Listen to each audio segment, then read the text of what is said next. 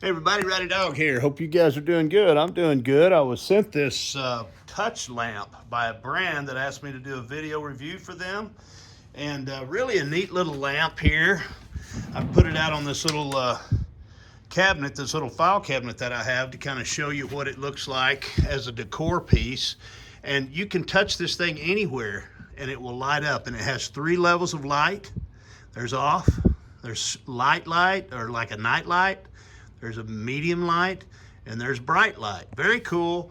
It comes with the bulb. It also has, down here, it has charging ports for a USB, a standard USB, and looks like a USB-C plug-in right there, so you can charge your phone or charge whatever device, maybe a laptop you want to plug in and set on your desk or whatever, then you have the ability to do that. It's pretty neat light.